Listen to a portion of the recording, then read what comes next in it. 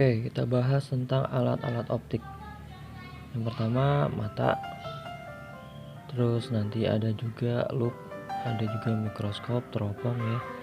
Nah, di mata ada namanya daya akomodasi mata, kemampuan menipis atau menebalnya lensa mata. Kenapa bisa? Karena di bagian atas atau bawah mata ada namanya otot siliar ya. Jadi ototnya itu kalau dia merenggang, dia malah nanti akan mendorong, jadi dia nanti lensanya akan cembung gitu ya. Nah, bayangannya kayak gini, kalau mata tidak berakomodasi itu jauh, kalau mata berakomodasi itu di dekatan gitu ya. Nah, jadi kalau mata itu kan jarak dari lensa ke retinanya kan sama, tapi kalau dari lensa ke benda itu beda-beda, ada yang jauh, ada yang dekat gitu ya. Nah, jadi jaraknya berubah, makanya nanti daya akomodasi itu penting gitu. Nah, terus nanti juga ada namanya kekuatan lensa, simbolnya P, satuannya dioptri. Kalau dalam meter, rumusnya jadi P sama dengan 1/F.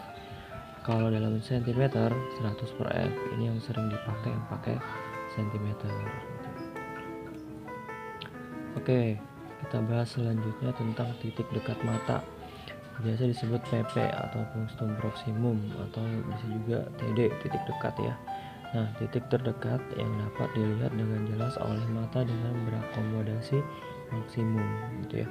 Nah, jadi kalau mata berakomodasi kayak tadi nih, dia nggak bisa sampai deket banget ke mata ya, batasnya sampai di jarak titik dekat mata bisa 25 cm, atau kalau matanya rabun bisa lebih dari 25 cm gitu. Nah, titik dekat mata normal biasanya 25 cm atau diketahui lain. Jadi kalau di soal ada yang bikin 30 cm, ya udah ikutin aja. Kalau di soal nggak ada, berarti dianggap SN-nya, S itu adalah jarak, N itu normal ya, jarak titik dekat mata normal 25 cm gitu. Nah, terus kita bahas titik jauh mata, disebut sebagai PR atau punctum remotum, remote, ingat remote itu jauh, atau TJ gitu. Nah, titik terjauh yang dapat dilihat dengan jelas oleh mata tanpa akomodasi. Tadi dengan berakomodasi, ini kalau sekarang tanpa akomodasi. Oke, titik jauh mata normal itu sebenarnya tak hingga ya gitu. Nah, terus nanti kita harus juga tahu kalau di mata itu unik ya. Nah, hasil bayangan pada retina itu adalah nyata terbalik diperkecil. Jadi kalau di belakang lensa itu nyata, berarti di depan lensa adalah maya. Jadi bendanya itu di depan mata atau depan lensa itu negatif. Oke, selanjutnya, nah, mata normal ya. Mata normal itu yang tadi kita punya titik dekatnya di SN, titik jauhnya di tahingga. Ini kalau normal. Kita tahu ada rumus 1/F sama dengan 1/S tambah 1/aksen. Ini kita kali 100 jadi 100/F, 100/S, 100/S aksen. Terus P-nya itu 100/S tambah 1/S. Ini tadi 1/F itu, ini P-nya itu ya. Nah, diganti jadi ini P. Terus nah, ini kita simpan nanti buat dipakai ya. Rabun jauh itu TJ-nya mundur gitu ya.